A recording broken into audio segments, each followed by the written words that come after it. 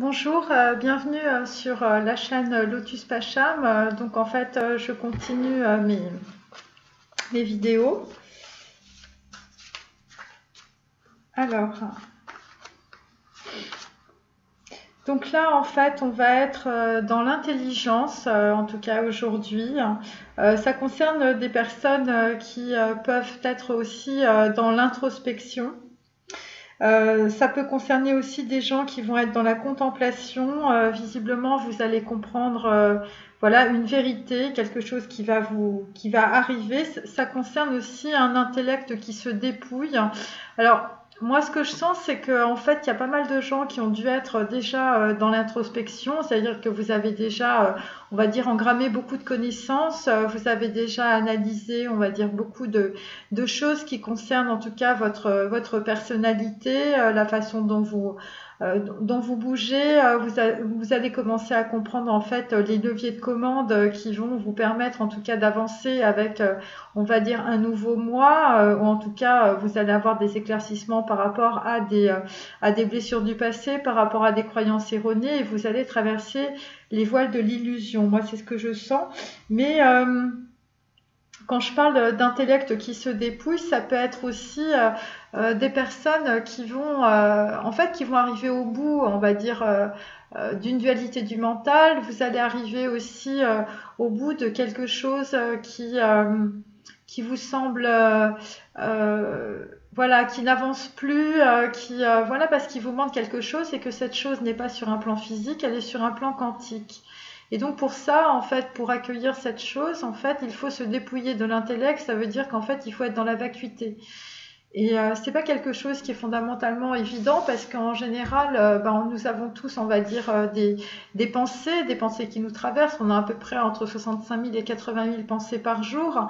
Donc voilà, donc évidemment, c'est comme un flot qui se déverse dans votre esprit et qu'il faut trouver, on va dire, des branchages pour faire un dérivatif ou soit essayer en tout cas d'aller, on va dire, dans un sens ou de donner du sens justement à quelque chose qui pour le moment n'en a pas vraiment beaucoup. Je parlais dans mes précédentes vidéos de puzzle, donc en fait, bon, vous avez l'impression d'aller à droite et à gauche. Peut-être qu'on vous fait faire des trucs qui n'ont rien à voir avec ce que vous voulez, et vous ne voyez pas, en tout cas, ni le bout de ces situations, ou ça peut être aussi le sens à donner à tout ce que vous avez réalisé précédemment.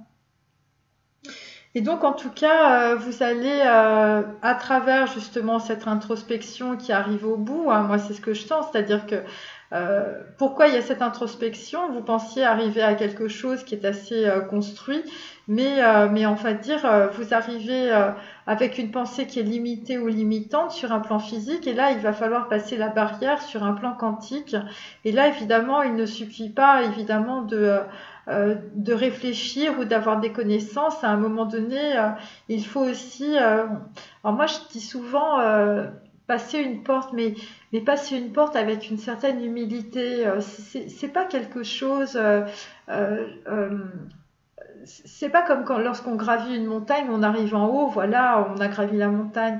C'est quelque chose qui est beaucoup plus subtil en fait. C'est quelque chose qui appartient à votre perception. C'est pas du tout de la pensée, c'est même pas de l'intellect.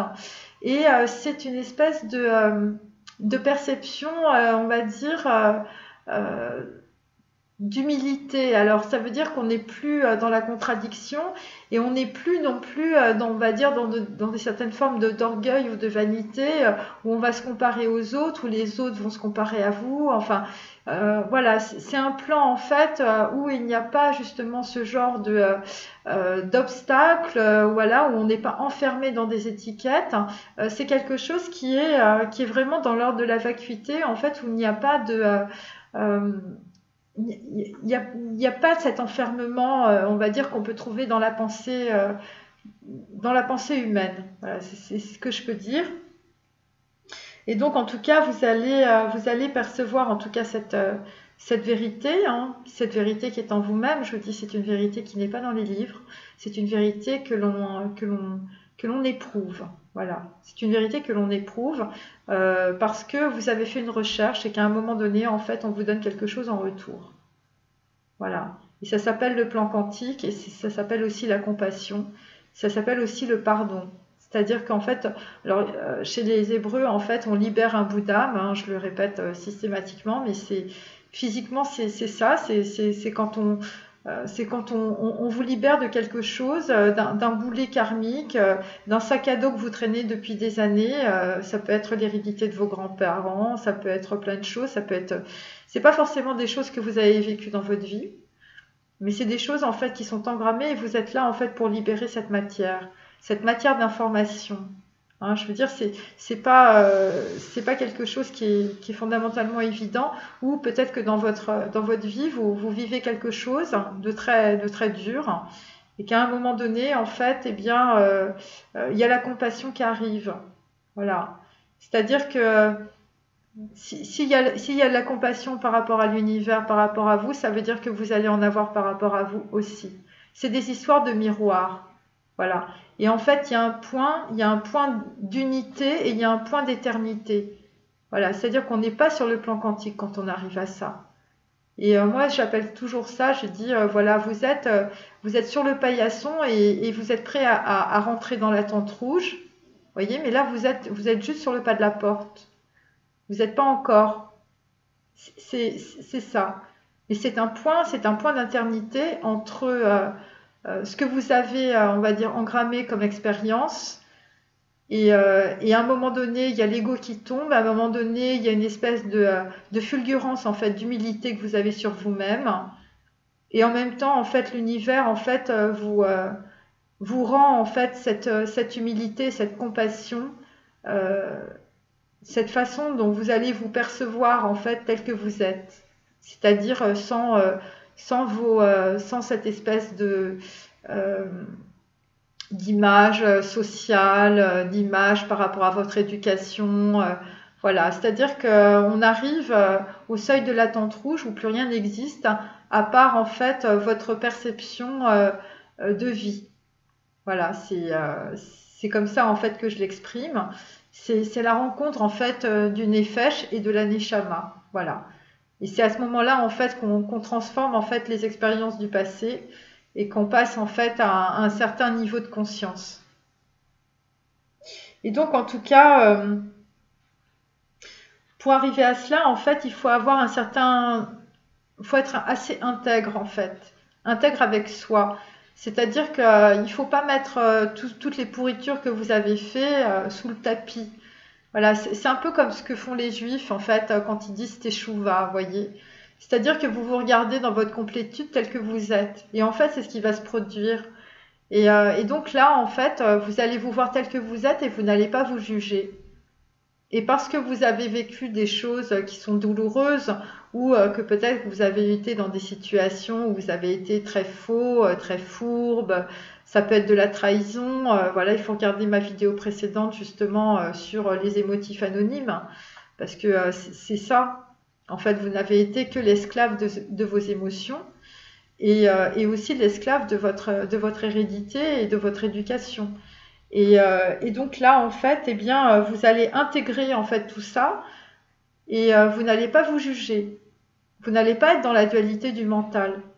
Parce que vous allez vous rendre compte que c'est ça en fait qui vous tire en arrière. Et donc vous allez être dans l'unité par rapport à ce que vous avez vécu.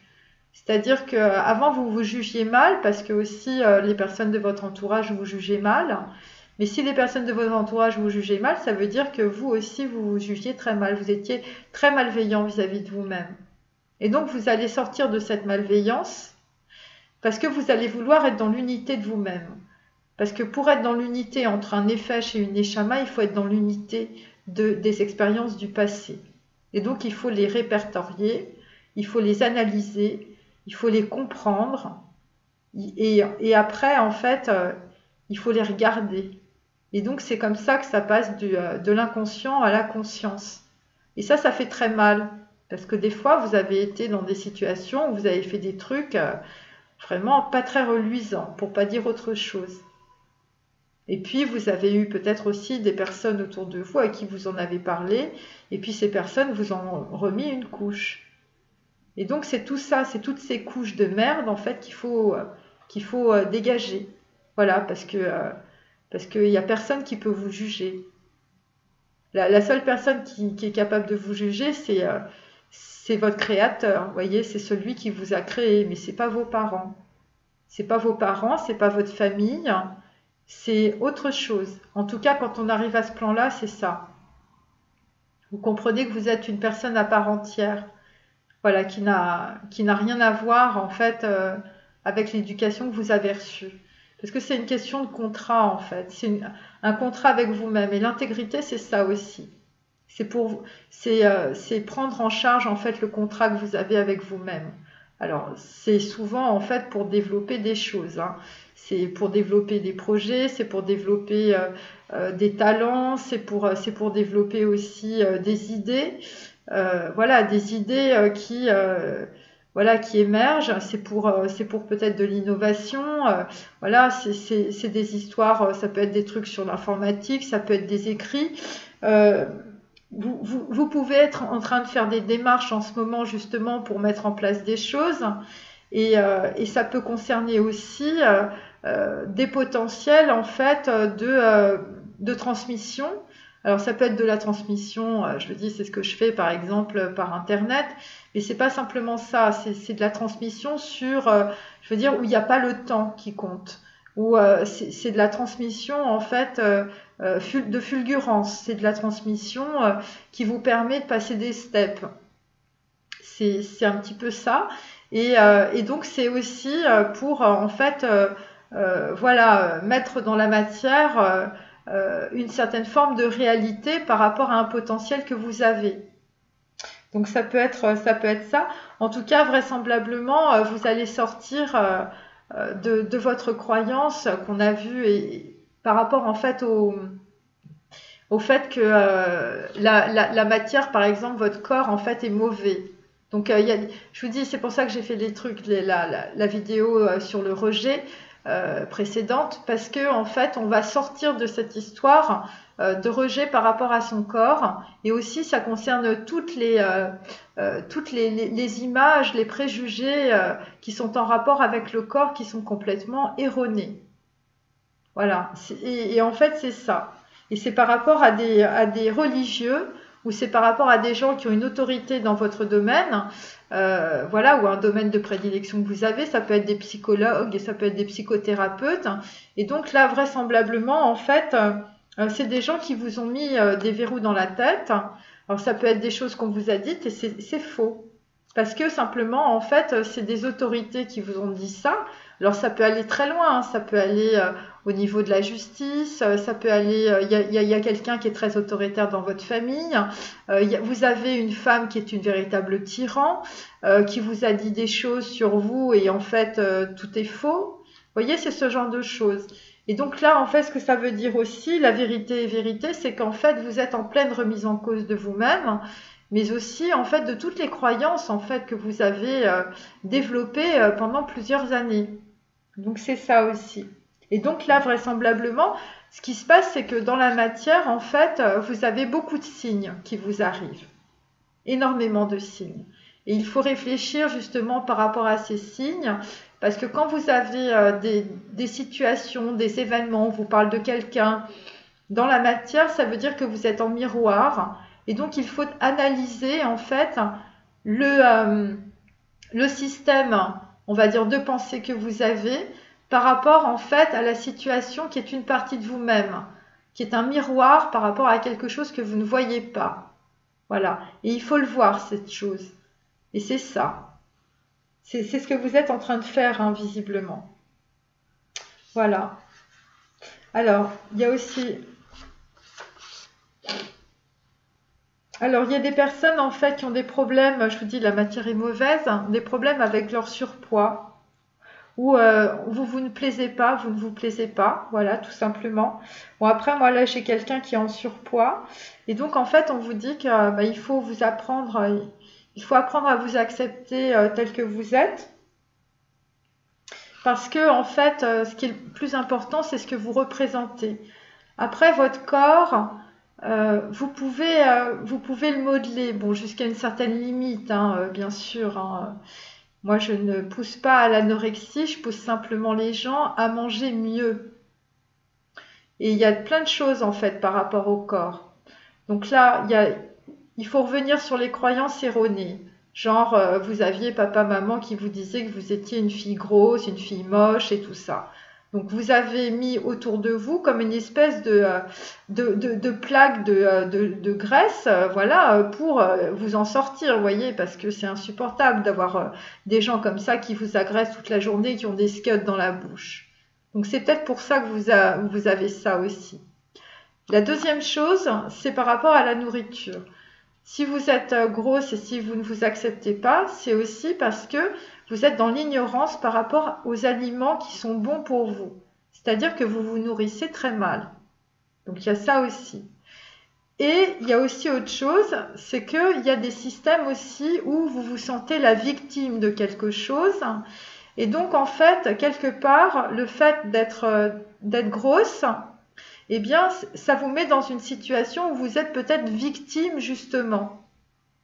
Hein, et ça ressurgit en fait sur votre corps. On est l'expression de ce que l'on est. Hein. Il faut pas se mentir. Donc voilà. Et si vous n'acceptez pas en fait votre corps, vous ne supportez pas votre surpoids, c'est aussi parce que vous êtes beaucoup trop en fait superficiel dans l'image que vous avez de vous-même. Voilà. Et vraisemblablement, il vous manque des connaissances. Si vous êtes en surpoids, c'est parce qu'il y a des choses que vous n'avez pas réglées. Et là, il faut se mettre à travailler. Mais c'est pas travailler le corps. Bon, évidemment, vous pouvez aller dans une salle de gym. Hein, vous pouvez aller. Il y a plein de nanas qui font ça. Hein. Je veux dire, les filles. Aux États-Unis, c'est incroyable. Hein. Il y a des nanas, moi, que j'ai rencontrées, elles pesaient 100 kilos. Les filles, je les ai retrouvées 6 mois après, elles pesaient 60 kilos. Hein. C'était un truc de dingue. Hein. Donc, vraiment, si c'est quelque chose qui vous... C'est un peu comme J'avais une amie aussi, quand j'avais 18 ans, en fait, en terminale, elle avait un bec de lièvre.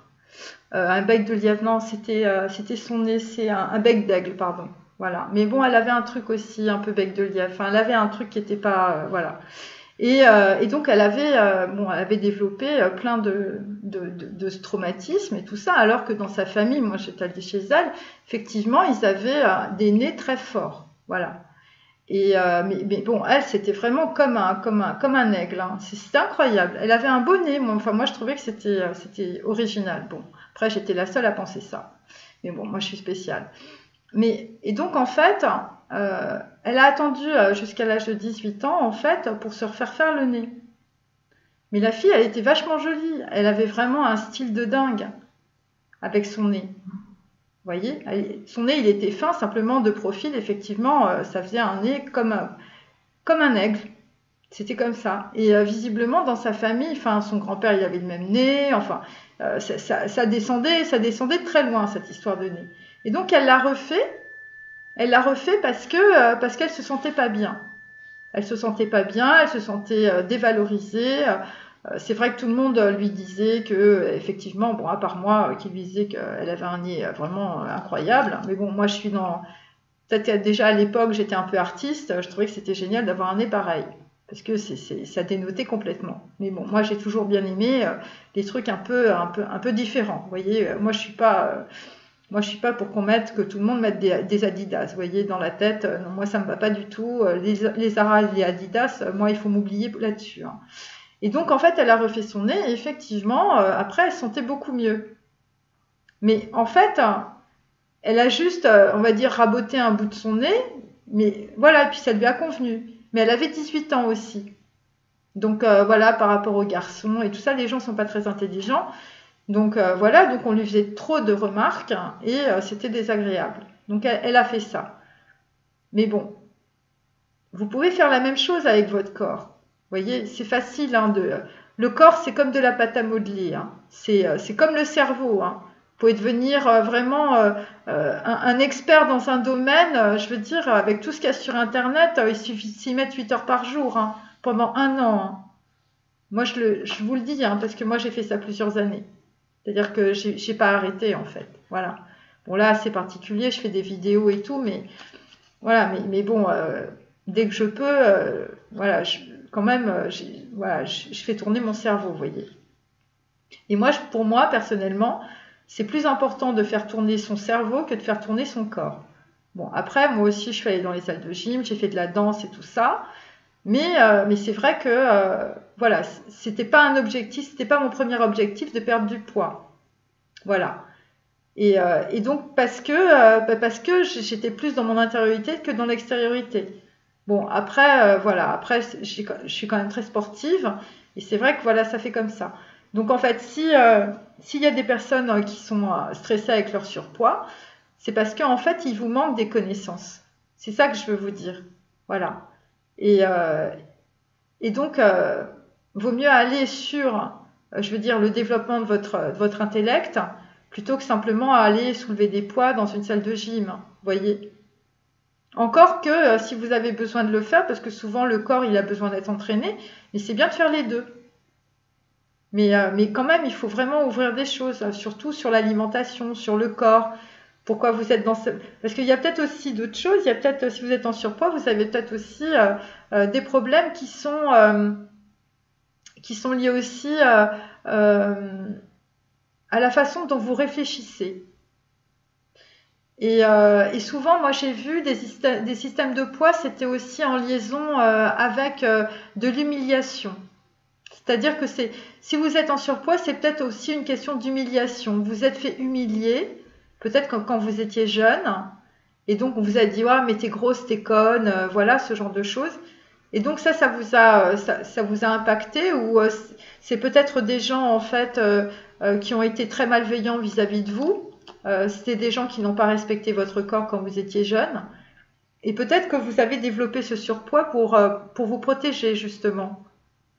Donc en fait, moi ce que je vous recommande, c'est surtout de réfléchir par rapport à ça. Parce que quand vous allez sortir le bouchon d'épouvante qu'il y a dans votre cerveau par rapport à cela, le surpoids c'est une conséquence. Donc en fait, il faut aller à la racine des choses pour sortir la problématique que vous avez dans votre cerveau qui bloque tout et qui fait que votre matière, en fait, elle est sur une blessure. Et moi, ce que je sens, c'est la blessure de l'humiliation. Voilà. C'est vraiment ça. Et ça peut être aussi des personnes qui peuvent penser aussi que la matière est très mauvaise. Et donc vous, en fait, vous êtes dans le rejet par rapport à votre corps et peut-être que vous êtes très très mince aussi. Donc il y a des gens qui sont en surpoids, mais moi je parle aussi de l'autre côté, des gens qui font de l'anorexie. C'est-à-dire qui ne mangent pas ce qu'il faut, qui sont tellement en contrôle de leur corps que en fait, et donc vous êtes dans le contrôle du mental à fond et vous êtes dans la représentation mais superficielle de votre corps. Voyez? Donc là aussi, il faut s'interroger pourquoi vous êtes dans le contrôle. Parce qu'il y a des gens autour de vous qui vous ont dit ah bah, t'es très belle quand t'es très très fine, t'es très belle quand tu pèses 42 kilos, voilà ce genre de choses. Et donc vous en fait ça vous a fait du bien, mais c'est votre ego à qui ça a fait du bien. Mais votre corps en fait eh bien voilà, c'est-à-dire qu'en fait il y a peut-être des personnes qui vous ont mis dans une blessure de rejet justement parce que ils ont préféré voir que le côté superficiel, que le côté de votre image corporelle, de votre image charnelle, plutôt que de voir la personnalité que vous aviez au fond de vous. Donc là aussi, c'est quelque chose qui ne vous plaît pas parce qu'il y a une histoire de distorsion entre l'image que vous avez de vous-même, au fond, de l'intériorité, et l'image sociale que vous dégagez. Et vous êtes complètement en dualité par rapport à ça. Et donc c'est pour ça que vous êtes dans l'anorexie, et parce que aussi votre matière est mauvaise. Donc souvent c'est par rapport à des incestes ou à des viols ou de la maltraitance physique ou de la maltraitance psychique aussi. C'est-à-dire que depuis que vous êtes petite, on vous dit que pour être parfait ou pour être parfaite, eh bien, il faut être fine il faut manger 3 radis et 2 carottes. Et vous, ça vous a mis dans une espèce de folie mentale, en fait, où en fait vous contrôlez votre corps. Tous les jours, vous passez 2 ou 3 fois sur la balance, voyez. Parce que votre père, votre mère, vos amis, voilà, bah, vous comprenez que si vous êtes très très très très fine, c'est aussi, voilà, c'est aussi pour plaire aux autres. Mais moi, je vous dis, on n'est pas là pour plaire aux autres. On est là pour vivre et être heureux pour soi-même. On n'est pas dans la compétition vis-à-vis des autres. On n'a pas besoin que les autres vous disent vous êtes bien, vous n'êtes pas bien, ce que vous faites c'est bien. Bien sûr c'est agréable. Moi aussi quand je reçois des mails de mes abonnés, ça me fait plaisir qu'on me dise ouais c'est super, tes vidéos c'est bien et tout. Mais moi personnellement, tout ce que je le fais par rapport en fait à mes idéaux. Voilà. Je le fais pas par rapport à des gens. Voilà, c'est pas parce qu'on me dit c'est bien, on me dirait c'est pas bien, je ferais la même chose. Je fais pas ça pour avoir plein d'abonnés. Je fais ça parce que c'est mes idéaux, c'est mes idées, c'est mes valeurs. Voilà. Et moi, mes valeurs, eh bien, j'ai décidé de les mettre dans la matière. Voilà. Donc après, il y a des gens, ça leur convient, tant mieux, ça les aide, mais tant mieux. Et je suis très très contente parce que vraiment, il y a des super résultats et je ne m'attendais pas à ça. Mais les personnes qui me disent le contraire, ça m'est égal, voyez? Parce que moi, je sais que ce que je fais est juste. Je le sens et je me fais confiance. Voilà. Et que des gens me disent c'est bien, je suis très contente. Que les gens me disent ce n'est pas bien, ça n'a aucune importance et aucune incidence sur ce que je fais. Voilà, j'essaye d'être vraiment en équilibre en fait tous les jours pour vous délivrer des messages en tout cas qui soient pertinents pour vous et qui correspondent en fait à mes idées et à mes idéaux. Voilà, c'est ce que je fais. Bon, allez, bonne journée. Au revoir.